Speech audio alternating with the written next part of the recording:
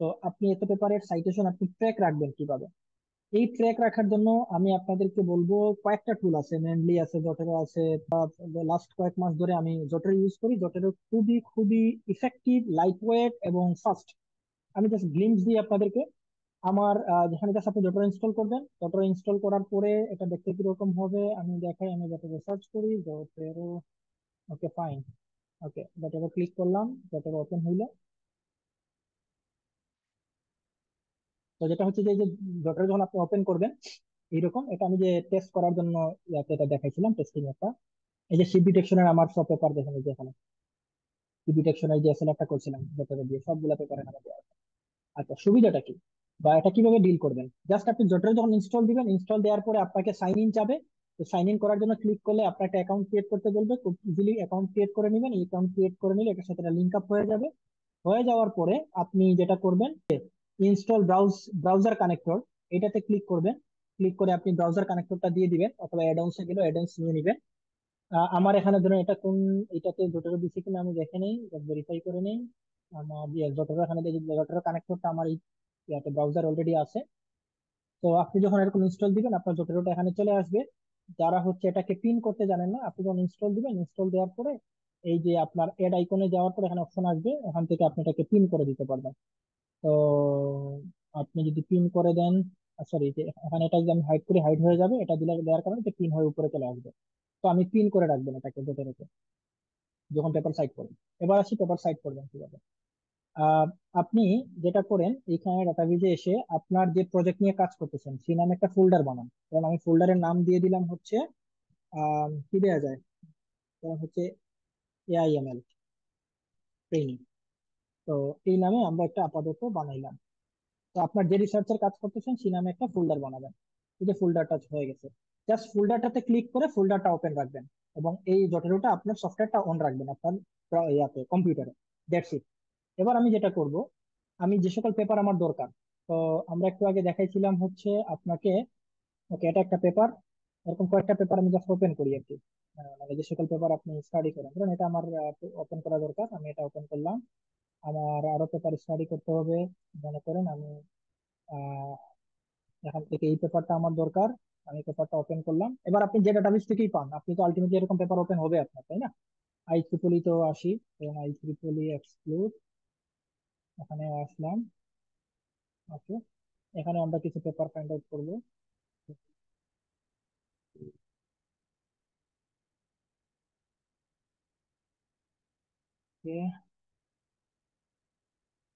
Right, তো আমরা এখান থেকে একটা পেপার পেলাম। তো এই মনে করে এরকম আমরা অনেকগুলো পেপার পাইছি।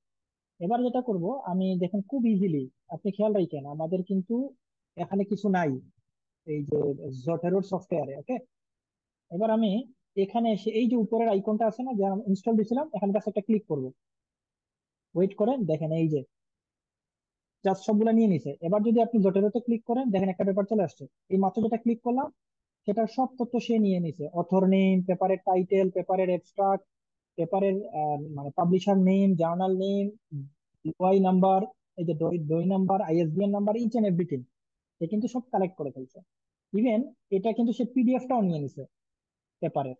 আচ্ছা, তো এবার আমি আরেকটা দরকার। এবারে যদি আমি, এটা তো সেম, এই যে উপরে আমি ক্লিক করি, এই যে দেখেন সে লোড নিচ্ছে। ফাইন, এই যে পেপারটা সে নিয়ে নিছে। এবার যদি আমি জোটারিতে আসি, দেখেন আমার যেটা মার্ক হয়ে আছে, এই মাত্র যেটা কানেক্ট করলাম সেটাই যে মার্ক হয়ে আছে অটোমেটিক। তো এই পেপারে সব তথ্য সে নিয়ে নিছে। ফাইন, এবার আমি এই পেপারে আসলাম। এখানে আমি আবার একটা ক্লিক করলাম, যেটা এটা আমার পেপার। ওকে, আমি এটাকে সাইড করতে চাই, আমি এখানে একটা ক্লিক করলাম। জুস, সব পেপার এই যে পেপারের পিডিএফটা সহ চলে আসছে। এবার যদি আমি জটারিতে ক্লিক করি, যে দেখতে পাচ্ছি এই পেপারটা মাত্র, এই যে শিপ ডিটেকশনের এই যে title, feasibility of ship detection, feasibility of ship detection পেপারটা, এই যে পেপারের সব তথ্য চলে আসছে। ফাইন, এরপরে হচ্ছে আমার এই পেপারটা দরকার, আমি এই পেপারটাও একইভাবে ক্লিক করলাম। এই যে ফোল্ডারটা কোন ফোল্ডারে আমি নিচ্ছি সেটা কিন্তু অটোমেটিক্যালি সে এক্সট্রাক্ট করে নিছে। তো আমি সবগুলো আমি আপনি সাথে ক্রস চেক করে নিবেন। আমি ইচ্ছা করি আমি ক্রস চেক করতেছি, এটা এমনি না, মানে এটা একটা আপনি এরকম এড করার পরে ক্রস চেক করে নিবেন যে সবগুলো তথ্য আসতেছে কিনা। অনেক সময় আপনি সঠিক লিঙ্ক ওপেন না করার কারণে দেখবেন কিছু তথ্য মিসিং। সেগুলো আপনি চাইলে ম্যানুয়ালিও দিতে পারবেন পেপার থেকে, ওখান থেকে দেখে, অথবা আপনি প্রপার সাইটে যাবেন। কারণ অনেক সময় সেকেন্ডারি সাইট থাকে, অর্থাৎ মূল যেখানে পাবলিশ হয়েছে সেখানে মানে আপনি না যেয়ে হয়তো আরেকটা সাইটে গেছেন যেখান থেকে ওইটাকে লিঙ্ক করা হয়েছে, তখন এই জোটেরো বা কোনো টুলই হচ্ছে আপনার মূল সাইটেশন তথ্যগুলো নিতে পারে না, অনেক সময় অনেক তথ্য মিস হয়ে যায়। তো তখন আপনার এই জন্য চেক করে নেবেন যে আপনি মূল সাইট থেকে নিচ্ছেন কিনা। ফাইন, এবার তো আমি পাইলাম মানে 4টা পেপার, এখন এগুলো একটা সাইট করবো কিভাবে? দেখেন সাইট করাটা কত সহজ। আমার এই ওয়ার্ড ফাইলে আছে, আমার এই পেপারে আছে, ধরেন আমি এখানে সাইট করব।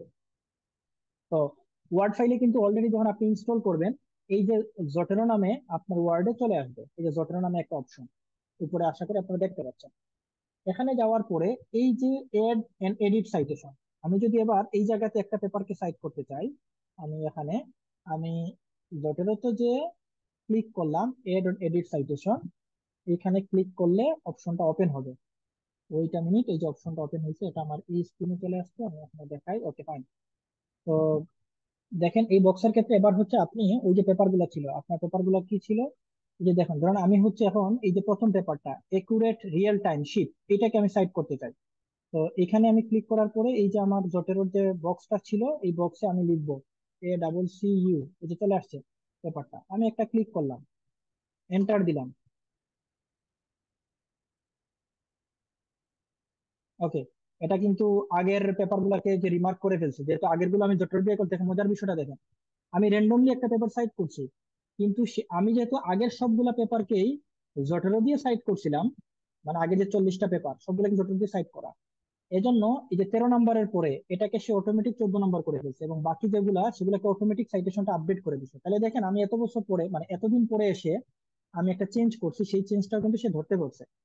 তো এটা যে জটেরোর সুবিধা আর কি। এবং একই সাথে আপনি যখন এই জটেরোতে ক্লিক করে এই যে এড বিবলিওগ্রাফি এখানে ক্লিক করবেন, আপনার রেফারেন্সটা অটো এড হয়ে যাবে। আমি আরেকটা ডকুমেন্ট দেখাই, যেহেতু ডকুমেন্ট অলরেডি টাইপ করা, আমি ডিফারেন্ট একটা ডকুমেন্ট নেই, এখান থেকে র্যান্ডমলি কিছু টেক্সট কপি করে নিই, এটুকু দেখাই আমাদের আজকের আলোচনা শেষ করে দিব।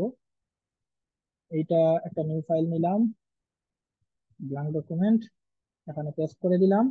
এখানে আমি সাইট করব, ধরেন এই জায়গাতে র্যান্ডমলি সাইট করলাম, এই যে জটেরোতে ক্লিক করলাম, এড সাইটেশন।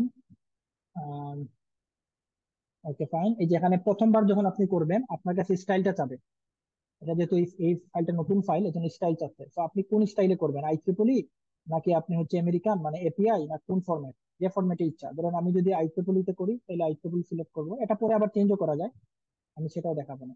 তো আমরা এখান থেকে একুরেটটাকে যে লিখলাম, সব পেপার চলে আসছে, তো আমার একুরেটটা দরকার এখানে। তো একুরেটটাকে এখানে সাইড করলাম, একটা পেপার এন্টার দিলাম, এক সাইড হয়ে গেছে। এখানে আমি আরেকটা পেপার সাইড করতে চাই, আবার ওটাতে ক্লিক করলাম, এখানে ক্লিক করলাম, এখানে ধরেন আমি শীট দিয়ে কোনটা আছে, এই যে আরেকটা পেপার চলে আসছে। তো আমি 2 নম্বর পেপারটাকে দিলাম, 2 নম্বর পেপারটাকে দিলাম, এন্টার দিলাম, এটা 2 হয়ে গেল। এবার মনে হয় এগুলো আপনারা জানেন, লাস্ট এটা দেখানোর পরে হয়ে যাবে। তো এটা দিলাম, এবং আরেকটা দিলাম, ধরেন এটা কি দেওয়া যায় নাম, কোন পেপারটা, ট্রান্সফার লার্নিং বলে একটা আছে, তো দিলাম হচ্ছে ট্রান্সফার। আপনি কিওয়ার্ডও দিতে পারেন, প্রত্যেকটা পেপার সাথে ছোট ছোট কিওয়ার্ড দিয়ে রাখলে আপনি পড়াগুলোকে সহজে ট্র্যাক করতে পারবেন। তো দিলাম, ওকে 2টা। আপনি চাইলে একই সাথে একাধিক সাইটেশন করতে পারেন। ধরুন আপনি এখানে মনে হইলো যে আমি একটা না এখানে 2টা সাইট করবো, 2টা পেপারকে একসাথে, তো আপনি এখানে আবার মার্ক করেন, আবার ডকুমেন্টে ক্লিক করেন, আবার এড সাইটেশনে দেন। এই যে অলরেডি আগেরটা আছে, তো আমি এখানে আরেকটা করতে চাই, তো ট্রান্সফারের এখানে মানে 2টা আছে, আমরা এতগুলো কি, আচ্ছা ধরুন এটাই দিয়ে দিলাম, তো এন্টার দিলাম। তো দেখেন 2টাকে সে সাইড করে দিতে। এবার আমি যদি এখানে এসে এই যে জোটেরোতে আইসা ইনসার্ট বিবলিওগ্রাফি এখানে ক্লিক করি, তাহলে দেখেন সে কিন্তু আমার IEEE ফরম্যাটে সবগুলা পেপার, কারণ 7টা নিয়ে আসছে, এই যে এই 3টা এগুলো যেহেতু আগের বিবলিওগ্রাফিতেই করা, মানে এই জন্য আর কি, এগুলা এই যে রয়ে গেছে 7, 8, 6, এগুলা কিন্তু IEEE সরি কপি করার পরে যেহেতু জটিলিত করা, জটিল ট্র্যাক করে ফেলতেছে আর কি।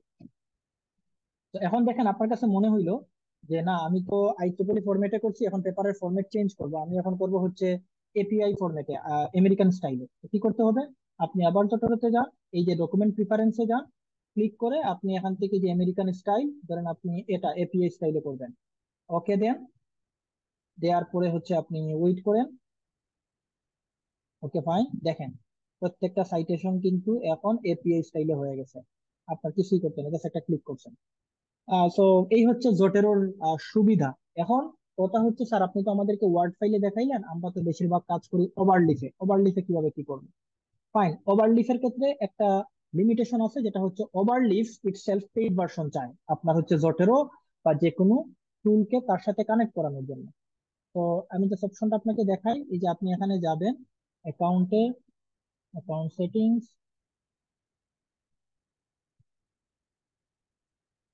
এই যে দেখেন ম্যানলি বলেন আর জোটেরো বলেন, যেটাই যেটাকে আপনি অ্যাড করতে চান আপনার জন্য প্রিমিয়াম ফিচার লাগবে। এখন কথা হচ্ছে তাহলে কি আমরা এটা ইউজ করতে পারবো না?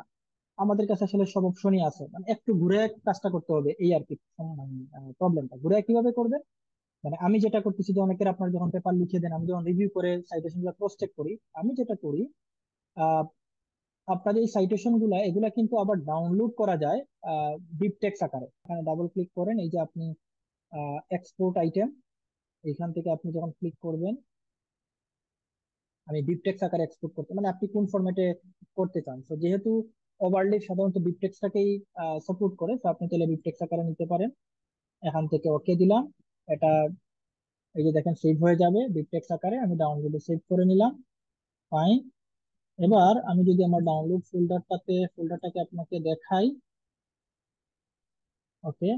তো এই যে দেখেন এখানে কিন্তু এক্সপোর্ট আইটেমস, এটা ওপেন করলে সে কিন্তু পুরো বিবটেক্সটা আমাকে দিয়ে দিছে। এই যে আমি যদি এখন এই যে পুরো বিবটেক্সটা দিয়ে দিচ্ছে, এখন আপনি যেটা করবেন এটা পুরোটা কন্ট্রোল সি কপি করে আপনার সিস্টেমেটিক লিটারেচার, সরি আপনার যে ওভারলিফের ইয়া আছে, রেফারেন্সের ফাইলটা আছে, ধরেন আমি এই রেফারেন্সের তো একটা ফাইল ফুল ইয়া থাকবেই, এটা ক্ষেত্রে না করি, এটা যেহেতু ডকুমেন্টার ইয়া আছে।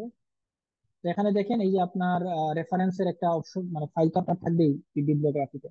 তো আপনি রেফারেন্সের ফাইলটা ওপেন করেন, ওপেন করে এইখানে আপনি সেটাকে পেস্ট করে দেন যেখানে আপনার যে কোনো একটা জায়গায়। তো আমি একদম শুরুতেই পেস্ট করি ট্র্যাক রাখার জন্য। ওকে, তার মানে এইটা কিন্তু আমার লিস্টে চলে আসছে। এই যে এটা ট্যাগ লাইন কিন্তু সেও দিয়ে দিছে, এই যেটা হচ্ছে তার ট্যাগ লাইন। এখন আমি যদি এই ট্যাগ লাইনটা কোথাও সাইড করি, যে আমি মেইনে চলে আসলাম পেপারের, পেপারের মেইনে এসে এবার যদি আমি শুরুতে আসি, ধরেন অ্যাবস্ট্রাক্টে আমি এটাকে অ্যাড করব, যাতে ওয়েবসাইটে কোনো সাইটেশন নাই, তাহলে ট্র্যাক ট্র্যাক থাকবে। তাহলে অ্যাবস্ট্রাক্টের শেষে আমি হচ্ছে যদি দিয়ে দেই সাইট, এই যে সাইট দেওয়ার পরে আমার ওই ট্যাগটা আমি দিয়ে দিলাম কন্ট্রোল ভি। ঠিক আছে, এবার যদি আমি এটাকে কম্পাইল করি বা শিফট এন্টারও দিতে পারেন, ওটা কম্পাইল হয়ে যাবে। এই যে দেখেন 1 নম্বর সাইটেশন কিন্তু চলে আসছে আমার হচ্ছে ওভারলিফে। এবং এবার যদি আমি এই 1 নম্বর রেফারেন্সে যাই ক্লিক করে, এই যে দেখেন 1 নম্বর রেফারেন্সটা একদম সুন্দর হয়ে ফরম্যাট অনুযায়ী চলে আসছে। তো আশা করি আপনারা ওভারলিফে হোক বা ওয়ার্ডে হোক, যেহেতু ওয়ার্ডের ক্ষেত্রে আপনার পেইড ভার্সনটা লাগতেছে না, মানে ওই জটেরোর কানেক্ট করার জন্য আপনি এখানে স্মুথলি কাজ করতে পারেন। ইভেন আমি আপনাকে দেখাইছি, আমি কপি করে পেস্ট করার পরে কিন্তু সে ট্র্যাক করে রাখতেছে। তো এটা আপনার জন্য খুবই খুবই ইফেক্টিভ একটা মেথড।